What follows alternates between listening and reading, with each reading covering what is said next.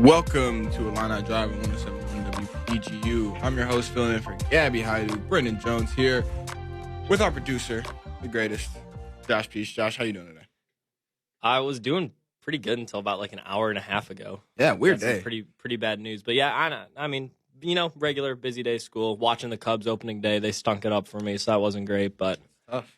At least they're Yeah. back to what, the 162 games? yeah, I Great. got a full Beautiful. season. Beautiful. 25% capacity. I think there are about 10,300 fans at Wrigley, which is always good to see.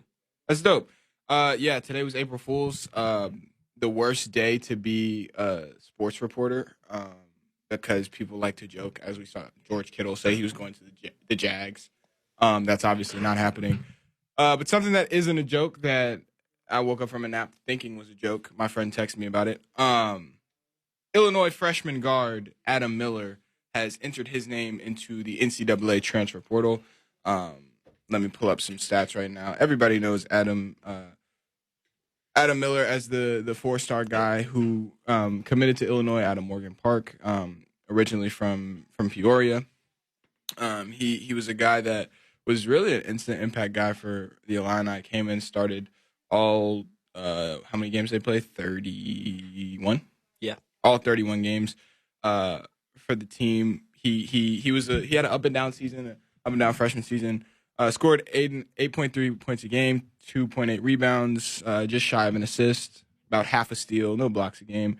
Only one turnover a game though. Shooting 39% from the field, 68% from the free throw line, and 34% from the 3-point.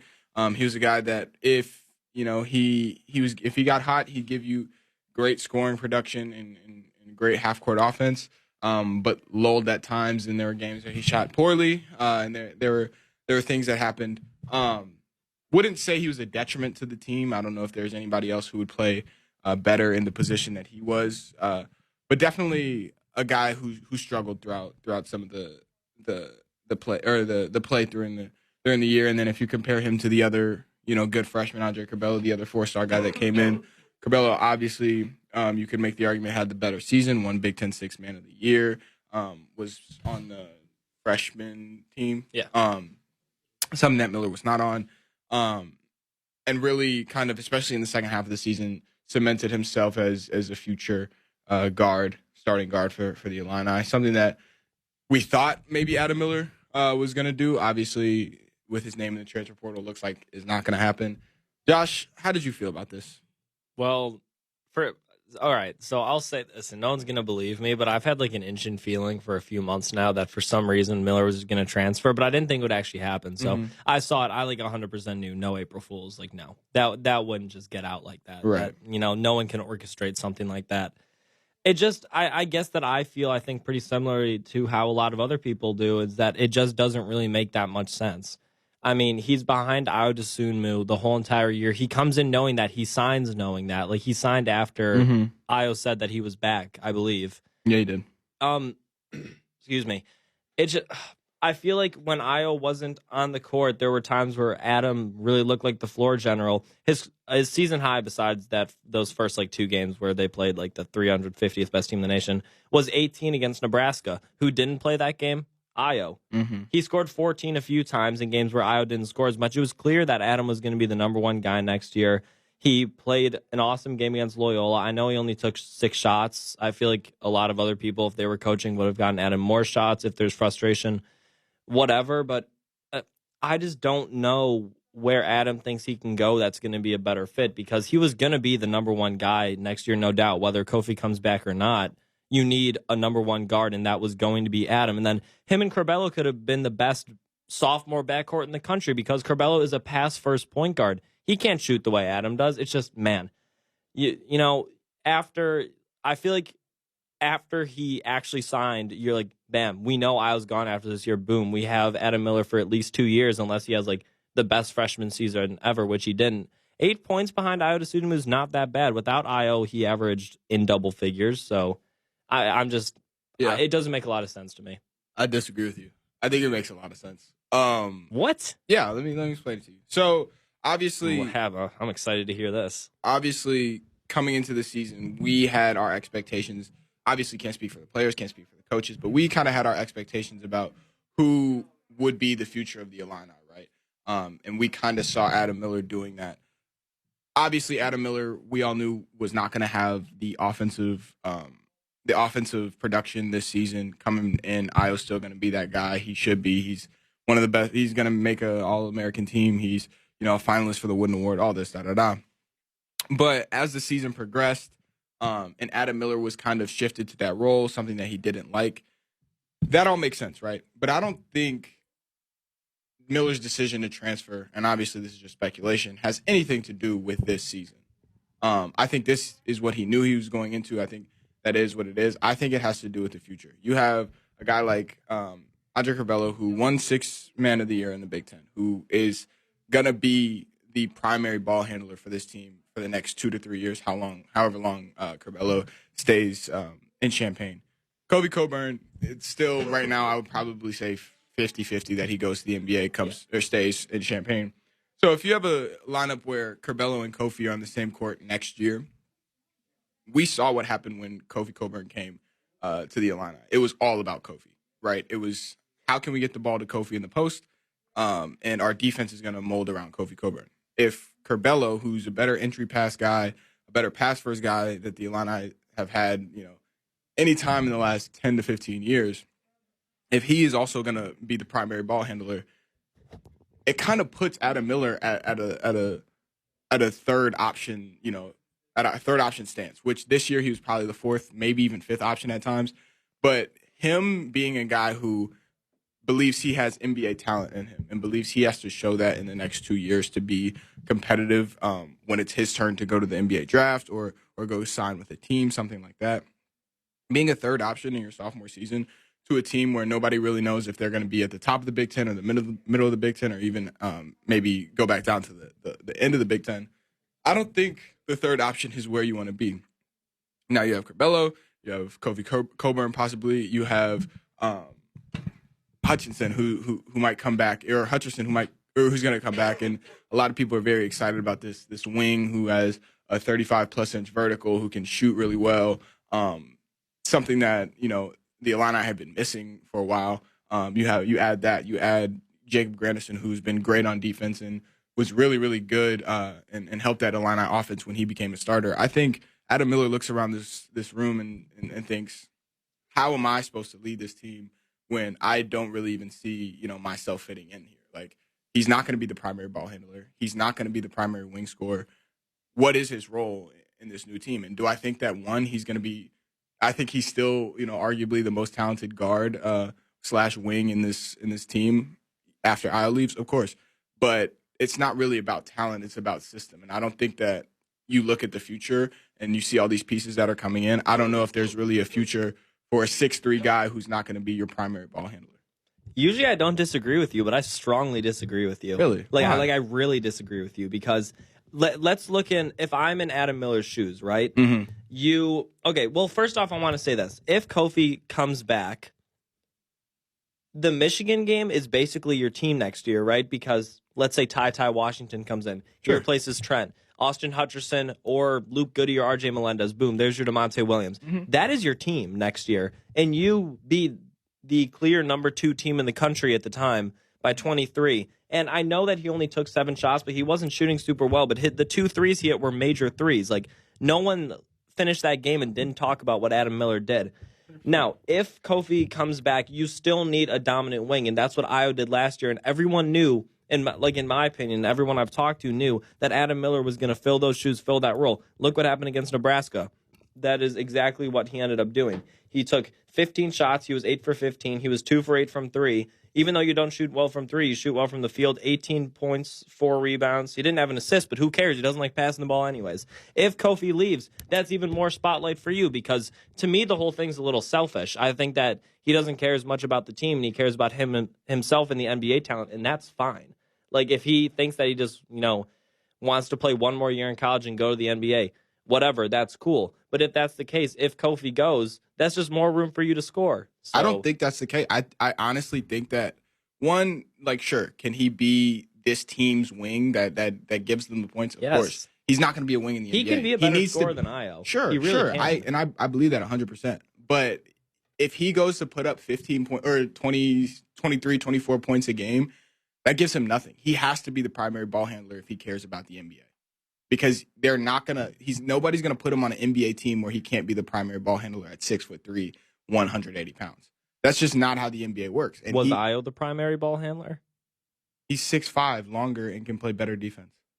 Adam Miller plays defense. I'm not knocking Adam Miller's defense at all. But on the NBA level, you look at Adam Miller and then you look at Adesumu. Adesumu can guard more people in the NBA than Adam Miller. Adam's thicker. He's thicker than Ayo. But he's 6'3", and you have to realize what the NBA is looking for. They're not looking for 6'3" guys who can go play your 2 guard position and your 3 guard or your 3 position. They're just not. He has to be a ball handler. He has to be a guy that can play make in that offense if he wants to make a shot in the NBA. And telling him that he has to play the wing position on a team where you add Hutcherson and you have Grandison, where he might not even be the best wing in that offense. I think that's a tough sell for him. It's a tough sell. Ayo didn't handle the balls freshman year. He progressed into that. I agree. You keep comparing him to Adesumu, though, and I think Adesumu is a totally different NBA prospect than Adam Miller is. I think it's totally different to compare some guy who's 6'5", very, very long, and can do a lot of things on the court to it's hard when you're a 6'3" guard and all you can show is that you can score. That's hard. That's hard to make. But that's the role that Adam wanted coming in. And you think so? And Jeremy Werner just released on 24/7 Sports his article saying why he was so shocked, and it included interviews from earlier this year of Miller saying having Ayo here's been great. I'm learning from the guy I want to be. He was in my shoes, and now look at him. He's going to be a first-round NBA draft pick, and that's what I'm trying to do. But I don't compared think himself to Ayo. He does in the sense that he wants to be a first-round draft pick, but he can't compare himself as a prospect. But he did. No, I think you're misconstruing. I think he's really saying, I want to be here for a couple years and make myself as talented as Ayo is. But when it comes to putting these 2 guys on a prospect sheet, you can't match them up. They're totally different players. And I'm telling you, no NBA team is going to look at Adam Miller if he puts up 25 points a game, right? No team's going to look at him and be like, man, I definitely want that guy, especially if this year he had less than an assist a game. As a 6'3" guy, if you're not handling the ball, if you're only putting up an assist, and then you just become a spot-up shooter, or even if you become a shot-creating guy, if you can't play make and you're not putting up those assists and you're 6'3", you're a little undersized for what you're trying to do in the NBA. So let me ask you I want to clarify what you're saying here. Mm-hmm. You think that he thinks he doesn't have a chance to become the ball handler he needs to be at Illinois, so he's going to transfer to somewhere that he can? I think that he doesn't see himself being the focal point of the offense in next year. Because when you look at it, you're going to have the primary ball handler, one of the best ball handlers and passers in the Big Ten in Andre Curbelo next year. And you're going to have one of the most, if not the best center in the league, in the nation, if Kofi Cockburn decides to come back. That's what you're going to have. Adam Miller looks at that and be like, man, by year 2, I'm not going to be the focal point of this offense, which is something that I would need to do, something that Adesumu did, which is something that a lot of guys do in their second year if they really want to be in the NBA. You're still going to be a third option, and that doesn't mean that you're not going to score a lot, but you're not going to have the ball in your hands a lot. Everybody's going to say, this team is still built around Kofi Cockburn and his dominance of the post, which it will be. And teams are going to look at that. NBA teams are going to be like, okay, if he's the second-year guy and he's not talented enough to be the primary ball handler on the team or be the number 1 option because Kofi Cockburn is the number 1 option, what options do they have? I just don't think if he's not running an offense at 6'3", he's a little undersized to just be a scoring-only guard. See, I still just it's just hard for me to agree with you because I think that he can go in next year and score 15 to 20 points a game. Sure. So you agree with me? I think he could. I think he can be the leading scorer in the game, if not score as many points as Kofi Cockburn. But that doesn't mean that he is an NBA prospect. Look at Luka Garza. He's one of the leading scorers in the nation. And he's not an NBA prospect because he doesn't do enough for his position. I just still don't understand. I don't think you've given me a reason to believe that him going somewhere else can turn him into a better NBA prospect. Say he goes to a team where he's allowed give me like a hypothetical here. Give me a team in a situation. Right, let me keep it in the Big Ten. Sure. Right? Say like Michigan, who has this great recruiting class coming in, doesn't have great guards because they're graduating. Right. Say he's able to do this and he's able to play at a high level, like Michigan will be next year, as we think. Play for a great coach, Juwan Howard, da-da-da. Be the primary guard ball handler. Okay, so you're just saying he needs to be the primary ball handler. I think he needs to be in a position where he can show that he can run an offense. Because but Io wasn't the primary ball handler this year, and he still ran the offense. But you keep bringing him to Io, which Io's a completely different prospect. So I guess the difference between what you're saying and I'm saying is that you don't think that he's the same player as Io, so he can't run the offense the way he did. No, I'm saying that he's a different player from Io, so you have to look at him as a different NBA prospect. Io DeSumo is 6'5", long, and has shown that even though he does not run the offense primarily, he can run the offense. He had 6 assists a game this year. He also showed that he could rebound with the best of them. He also showed he could score with the best of them and play defense when it really matters. That's what guys want as a 6'5" guy who can play between the two guard and maybe even a little bit of a wing position in the NBA. That's what they're looking for Io DeSumo.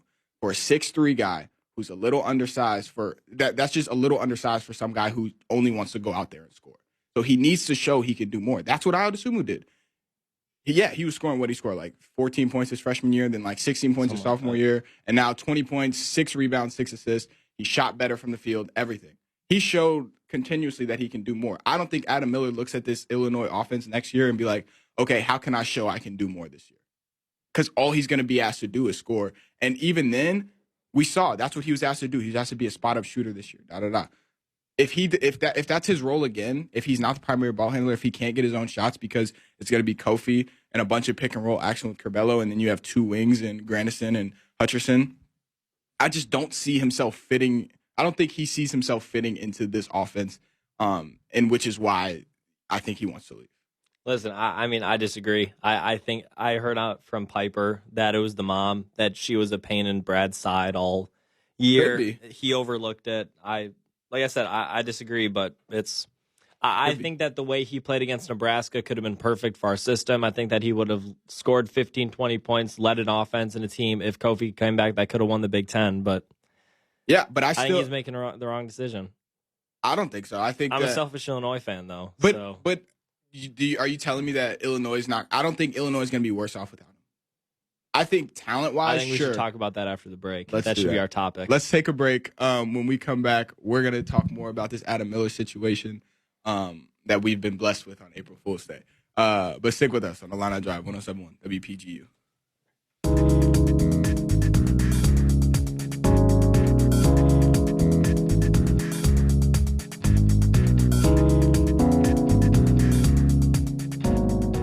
Welcome back to Illini Drive on 107.1 WPGU. For the break, me and Josh were debating, man, how we feel about this Adam Miller decision to enter his name into the transfer portal. For me, it makes sense. Josh doesn't feel the same way. I want to say one thing before we continue, Brendyn.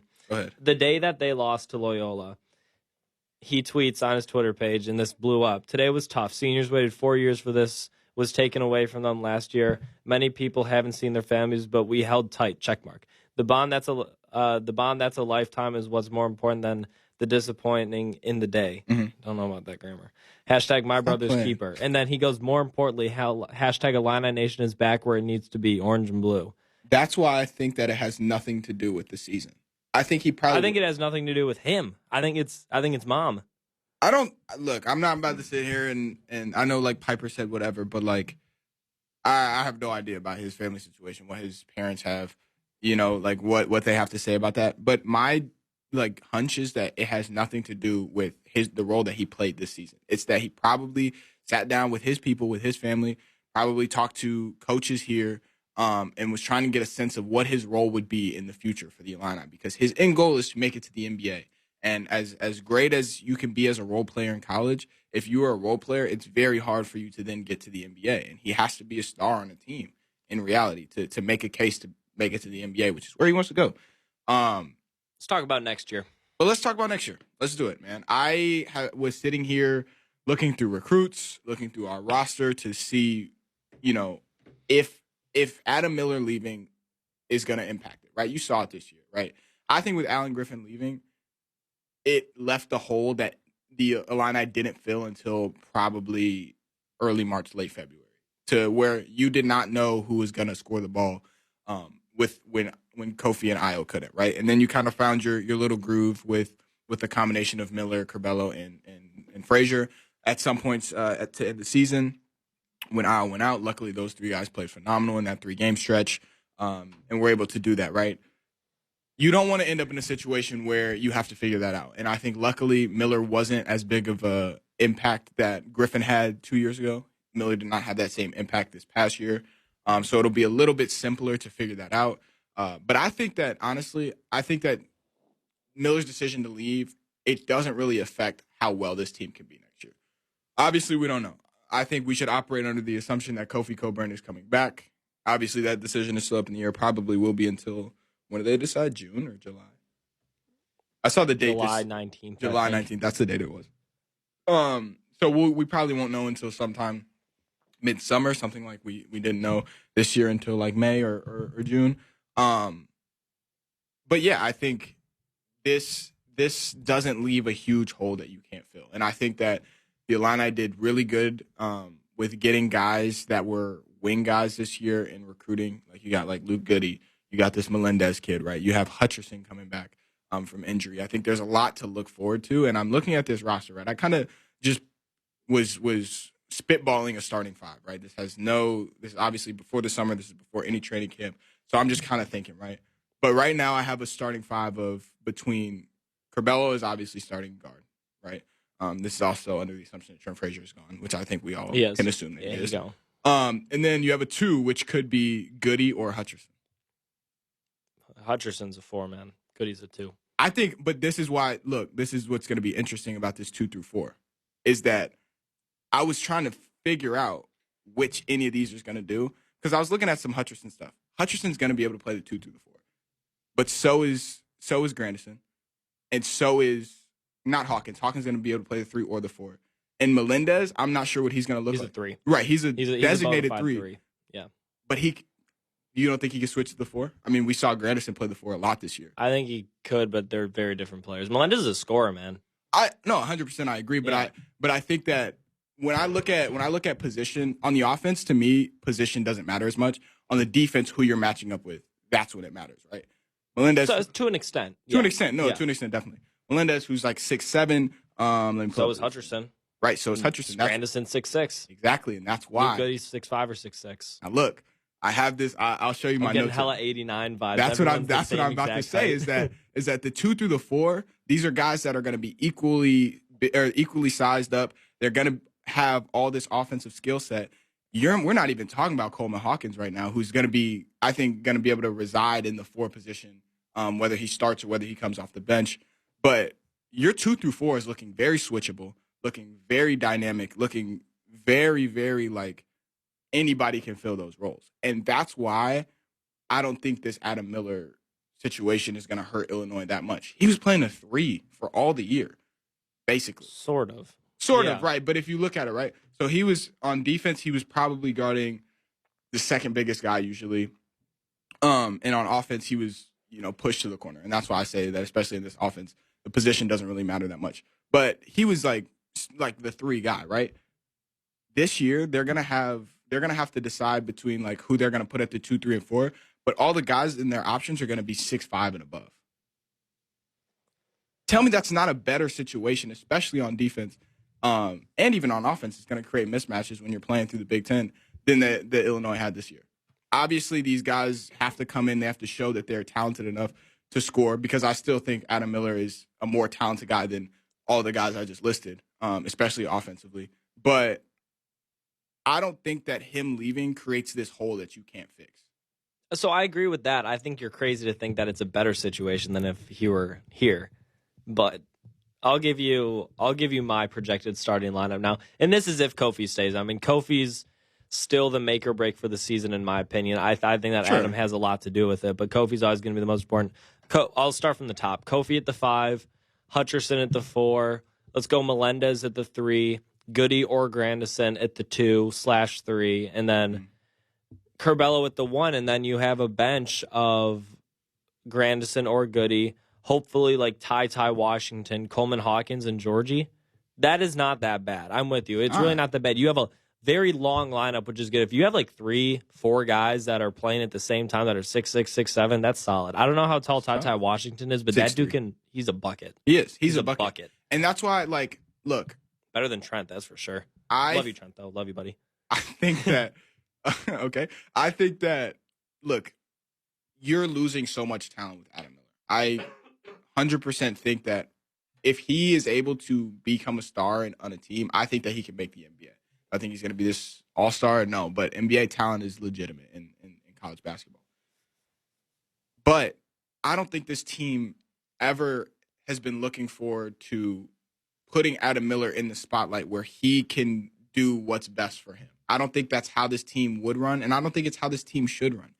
For Adam Miller to reach his peak as a college basketball player, he's going to have to be pretty much the number one ball, like what he was in high school. He was that guy that was going to have the ball in his hands a lot, and he was going to score a lot, and it was going to ride with him. I don't think Illinois should, or I don't think they will do that just because it doesn't fit with him. And I think that's why he transferred. I think that he just realized that, look, this Illinois team, as great as it is not going to maximize my potential as an NBA prospect. And that's why I'm saying that him leaving I don't think has this huge impact on Illinois. I may be wrong, but I don't think he offered something last year or even this coming year that is going to be so irreplaceable. It's not like he was this crazy lockdown defender. He was a good defender. It's not like he was this crazy lockdown defender. It's not like he was this crazy jump shooter. He wasn't this crazy dribble drive, pass out guy. He wasn't this crazy facilitator. He just played his role, what they needed to do. And I think that if he goes somewhere else, you'll see he'll be able to flourish in a different system. But that doesn't mean that he would flourish in this system. So, yeah, if he goes to a team that's not as good as Illinois and is able to be that guy on a team, sure, he could put up 23 points next season. I think he could have put up 23 points a game this season if he had the ball in his hands like that. Sure, you're going to look over there and you're going to be like, man, like we missed that. Sure. But I don't think that Illinois would ever plan a system with the recruits that are coming in, with the guys that they already have, that would work to Adam Miller's skill set where he could then be the star of the guy. It's been a weird day for college basketball. Chris Beard, after saying for like 2 years he'll never take the Texas job, goes to Texas in the morning. Roy Williams retires from North Carolina. I couldn't believe that, Roy Williams retired. No, I could. He's not a good coach. Well, I mean, I think that especially the last few years have not had a lot of success, but I think it's just weird. It's just a weird day for basketball. Yeah, I agree. I mean, yeah, obviously, I think that Miller leaving was kind of like the cherry on top for me of like, dang, this is weird and this kind of sucks. Like, especially with the Cubs losing today. I knew they were losing all along. But, all right, so I remember someone in my like sports group chat had said at first maybe Miller's leaving because Brad took the Carolina job. That would never happen. I seriously think Brad's like a lifer. What if we woke up tomorrow and Brad Underwood took the North Carolina coaching job? What would you feel? I'd feel betrayed. And I've never met Brad in my life. Who would they well, we wouldn't get anyone. That's the problem. Who would come and replace him? Well, also, I'd think guys would leave on our team. Oh, everyone would leave.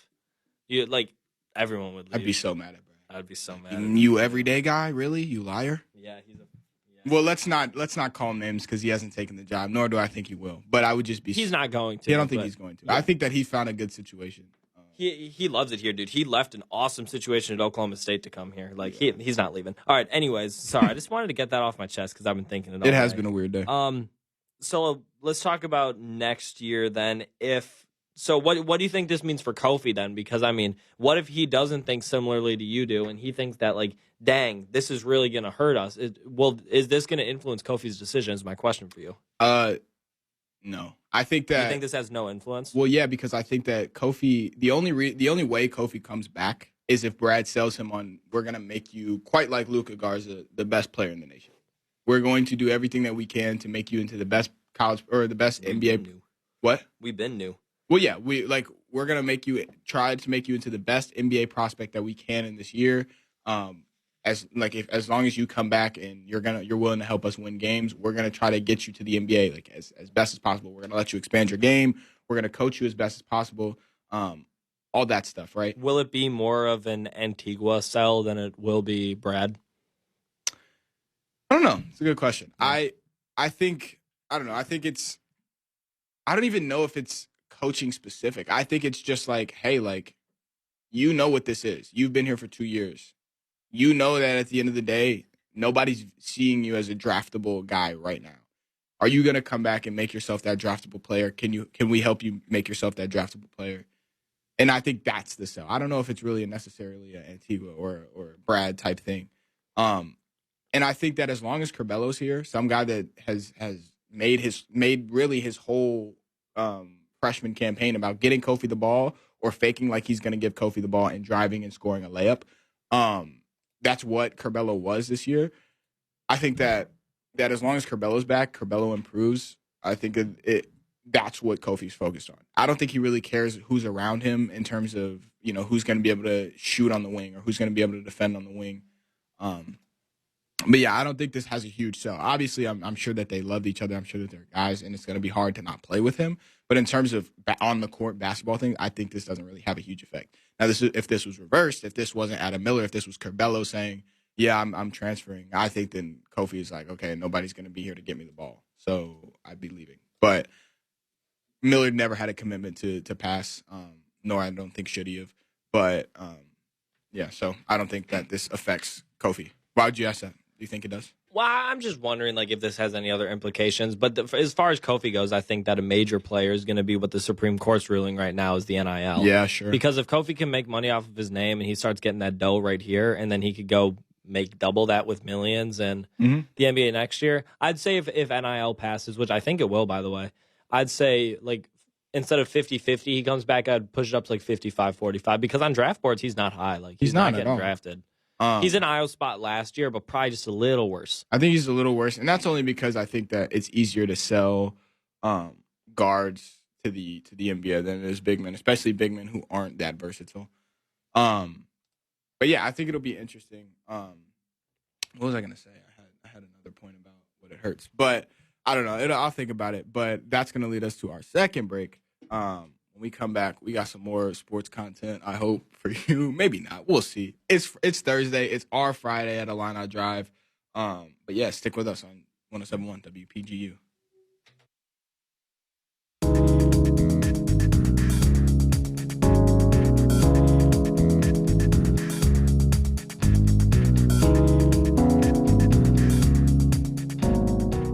Welcome back to Illini Drive 107.1 WPGU. Me and Josh in the studio on this Thursday evening having a laugh. We want to shout out the women's basketball tournament, actually. We were just talking about that awesome UConn versus Baylor game that we both watched. Definitely a foul at the end, by the way. You think so? 100%. I think it was all ball. You're having some real hot takes today, Brendyn. So one. Wait, all ball? It was clearly to the face. No, bro. They touched ball first. They sent the picture was circulating all around the internet, and I promise you, I watched the game and I was staring at the TV. They hit the ball first, and if you hit the ball first, anything after that, I don't care about. Okay. But I think they should have ran a different play anyway, and they also shouldn't have lost that game. They were up 15. Yeah, they were up 15. They were up 15. You're right. They were up 15. They were up double digits for sure. Yeah. But Pietsch back. I told Gabby this. I told her a while back. I'm like, she's gonna be the greatest women's basketball player of all time. She could be. She really could be. Obviously, health has a huge thing on it, but she's gonna win multiple national championships at UConn, like everybody does who goes to UConn. And then she's gonna go to the WNBA. And if she's just as dominant as she is in college basketball, she's going to be one of the best, right? And she was like, no, you got to think of Diana Taurasi and Sue Bird. I'm like, bro, she might not have the height for it. She might not have the height for it, you don't think? She also could, though. I think she does. But then she's like Sue Bird, Candace Parker, all these guys. And I'm like, man, Paige is different, bro. And then Diana Taurasi had a video where she was like, she's already one of the best players in basketball. And I was like, I sent that to Gabby. I was like, I told you, bro. She's just nice with it. She's crazy. She can do everything on the court. She can totally lead an offense. And as she gets older, as she gets stronger, as she gets a more better understanding of the game, she's going to be so cold to watch. And I think women's college basketball is in such a good place. I love watching women's Their college tournament basketball. has been, it's been great. I'd say it'd been a little bit more exciting than the men's. It's been better than the men's tournament. And the men's tournament, it's either teams that shouldn't be beating teams doing that, teams that are good being disappointments, or just Gonzaga blowing people out. That's all it's been. The men's tournament has been mediocre. The women's tournament has been awesome. So good. People gotta watch it, man. They do. That UConn Baylor game had awesome ratings, though. It had better ratings because they deserve them. They do. It's great. Yeah. They said because the national championship game is on ESPN. They should move. Somebody was like, y'all should move it to ABC. Like, I think that they get phenomenal ratings. Absolutely. Especially if it's UConn there. If it's Pietsch playing. Bro, she's so cold. Anyway, Josh and I are huge fans of Pietsch. But one thing, sorry, Brendyn. Go ahead. Before we go, just about the men's tournament, who predicted UCLA to the Final Four? I need my credit. Go ahead. I might not have gloat a little bit. I might not have said it with you, but I've been predicting this all along. Carson, we were on the show the last 2 Tuesdays together. I haven't seen Carson in a while. He'll be on here a lot more. We had talked about, and he thought I was crazy, and I predicted UCLA to the Final Four each time I talked about it, and look what happened. Yeah, I mean, Mike McCronin, man. Yeah, Rothstein likes to say more consistent than a few men on a rainy day or something like that. John Rothstein? Yeah. Not a big fan. But Anarchy? Nope. Just college basketball. Just college Illinois basketball. Here comes the pain. Nope. No pain. No pain. It's actually all pain. No sham. Yeah, I saw that. That was funny. Anyway, let's move over to a different sport, football, which we haven't talked about in a while. Man, the draft. Football. The draft is at its pre-draft heights. There's pro days going on. A lot of. Did you see the Kentucky 40-yard dash times? Oh, they got to be fake, right? Yeah. They're fudging these 40-yard dash times. But obviously the most important position in football is the quarterback. There are 5 or 6, depending on how you look at it, first-round talents in this draft at the quarterback position. A very exciting time for teams who are in need of a quarterback. But I think me and Josh are going to quickly here go through our top 5 quarterback rankings in this draft. Say where we think they are going to go, where we think they're going to get picked, and where we think they should go, where we either think they deserve to go or where we think their talents are going to be most needed, most flourished. So, Josh, do you want to start? Yeah, I'll go ahead and start. To the surprise of probably no one on the planet, or at least anyone that watches football, my top guy is obviously Trevor Lawrence, and Brandon Peters. Not Brandon Peters, surprisingly. Disclaimer, Brandon Peters is not on the list the rest of the way. He's going number 1. Congratulations. We really don't need to talk about him. Yeah, my comparison for him is Phillip Rivers. I think he could end up being better than Phil, but he plays a similar way, probably even better feet. Yeah, I think so. Hopefully he doesn't trash talk the way Phillip Rivers was. I get a lot of secondhand embarrassment from that. All right. That's funny. Next quarterback for me is the kid out of BYU, Zach Wilson. I really like him, and I have him going number 2 to the Jets. It'd be interesting to see if the Jets end up trading this pick, but I don't think they will. I think they're going to go with Zach Wilson. He had an awesome combine. I'm one of those people that says combine means nothing, but that being said, he had a really good combine. Sure, yeah. That one throw was fantastic. So shout out him there. Another quarterback's going number 3 of the 49ers. You have Justin Fields. He's not the most... How do I put this? He hasn't impressed me as much as I thought I would, but his body type and his ceiling are very, very strong and very, very high. Mm-hmm. So I really do like that. I like him there. All right, and this is where it gets a little interesting because my 4th quarterback is, I think his name's Trey Lance out of North Dakota State, and I really like him. And then 5th is Mac Jones. It's kind of hard for me to put them there because I see a lot of teams here that I'm like, will they take a quarterback? Will they not? I think the Panthers are going to take a quarterback. I think they want to take a quarterback, but I'm not sure the skill level's there because I think there's a pretty big drop between 3 and 4. Yeah. So that being said, I think the Broncos give Drew Lock another year. I agree. The Giants have Mac Jones. The Eagles like Jalen Hurts. Herbert's not going anywhere. Kirk Cousins. Do the Patriots go with a quarterback here? That is, and I think they do, but I think they're taking Mac Jones. Yeah, I really do. I think he's a somewhat Tom Brady comparison. Sure, that's where I see, and I also see him as a bridge quarterback until they can get a better one. Absolutely. So that's where I see him going. And then let's see, where do I want you? Is it Trey Nance or Trey Lance? Trey Lance. Trey Lance. Yeah, I always get that mixed up. Maybe the football team, Washington, will take him. I feel like or the Steelers. Yeah, I think the Steelers. I was debating between the Steelers, the Washington football team, and the Browns. I think that while I trust in God, why can't I think of his name right now? God, who's the Browns quarterback? Baker Mayfield. Well, I trusted him, and I think that he'll be fine. I think he'll be a solid quarterback for the rest of his career. I think why not go get a quarterback and see, whether if Baker Mayfield gets injured and you need somebody to come in, or if he doesn't work out because he's been up and down. They're staying with him. Yeah, I agree, and I don't think that they should look away from him. But if they're willing to take a quarterback in the first round, there's a small chance because they Bears also will take Mac Jones if he's there. By the way, yeah, I don't want that. Me neither. But I'm here, just saying. Yeah, I agree with you. Here are my top 5. I got Trevor Lawrence number 1. It's been that way since he was a freshman. I remember watching him while I was a freshman go win the national championship. That was wild. I have him going to the Jags. I also think he should go to the Jags. I don't think that there's any situation where he should not be the first pick. I think he's a franchise changer. Do I think he's going to be great right away? No, because he plays on the Jags. But I think that if they surround him with the talent that they need to, he'll be fine. Who was the guy that played out of Washington State for Mike Leach with the absolute weirdo with the weird mustache? He was their quarterback last year before he got hurt. What's his name? He broke his hand in the locker room once. Let me search. Tell me about him though. Jacksonville. He was out of Washington State. He was good. He was like a 3rd or 4th round pick. I think he just went to Jacksonville. Then when they got rid of whoever, he started playing for them. I'll know it when I hear it. He has very weird stories of him in the locker room in college. He broke. Are you talking about Gardner? Once. Yeah. Why couldn't I think about that? Yeah, you're totally right. Yeah, Should've so known rip to him. Good, fun 2-year career. But yeah, Trevor He'll be Lawrence a backup. He'll go be a backup somewhere. He'll get to play if Lawrence ever gets hurt. My number 2 is Justin Fields. Wow. What you say? Wow.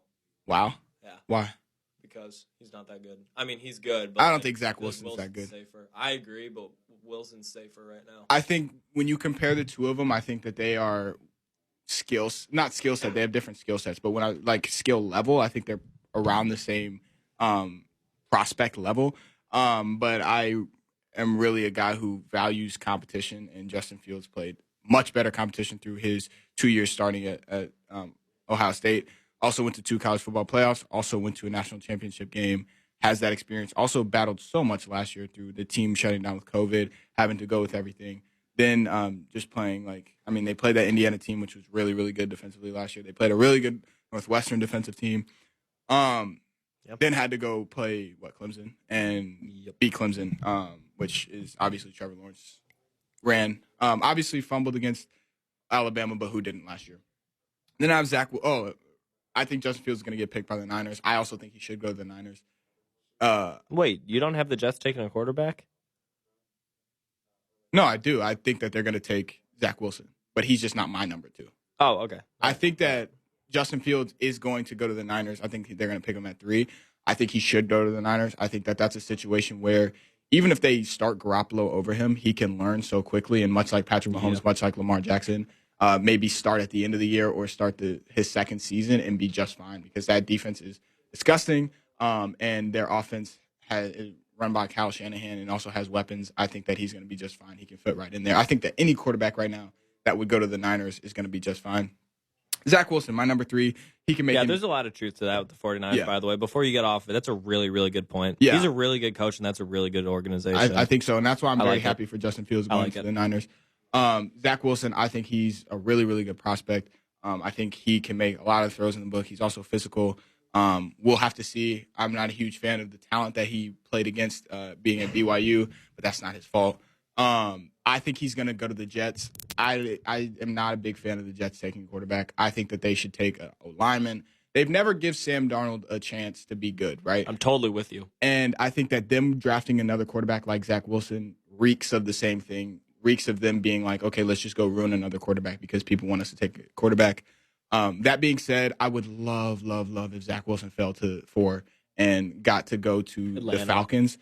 God, that would be so good for him. I think he could take over for Matt Ryan in a year or 2 and just seamlessly become one of the best quarterbacks in the league if they're able to keep the offensive talent that they have around him. And then maybe, because they don't have to worry about a future quarterback, build some defense. Then I have Mac Jones number 4 in my rankings. I think he's going to go to the Patriots. I think they're going to pick him. I also think that'd be a great fit for him. And then let's speed it up real quick. Trey Lance. I can see him going a lot of different places. I can see him going mid-first round. I can see him dropping all the way to the bottom of the first round. I had the Browns, but I could also see the Steelers picking him up. I could also see who else? The Titans picking him up. But I think who should pick him up? Tampa Bay Buccaneers. Let me argue this real quick. So Tampa Bay has no need for any draft things right now, right? We've already seen that people want to play there in free agency. So any hole that they have, they can easily patch it up in free agency. We saw that happen last year. Two, they're returning 22 of 22 starters. Only Super Bowl team to do that in, I don't know, I don't know how long. Sorry, had a bug in my throat. Okay, wilding out. So they're returning all their starters from their Super Bowl year. That's amazing for them. And finally, they're going to need somebody to take over for Tom Brady because this reeks of his last year. It's all or nothing for Tom Brady. If he wins one, I think he's going to retire. If he doesn't win one, I think he's going to retire. He has nothing else to prove, but it's just his competitive nature. He wants to go try for that last one in his last year, much like Peyton Manning. But they're going to need something for the future. They're going to have remnants of the Super Bowl championship team in their offense and in their defense after Tom Brady leaves, but assume that a lot of those guys are leaving. But it'd be nice for them to have somebody who has a very high ceiling to come in at the quarterback position, somebody who can learn from Tom Brady. But the risk with that is Trey Lance also has a really low floor if that happens. So. You're a very smart man, Brendyn. Thanks, man. I appreciate that. Yep. But that's going to do it for this week's, this Thursday's edition of Illini Drive. Next week, we'll be back at you with all the information about sports and whatnot. Me and Nathan, and then Josh and Carson maybe on Tuesday. We'll get to see if that's the regular. No more Miller time, Illini Nation. No more Miller time. Maybe this weekend, though. But that'll do it for us. For me, for Josh, this has been Illini Drive 107.1 WPGU.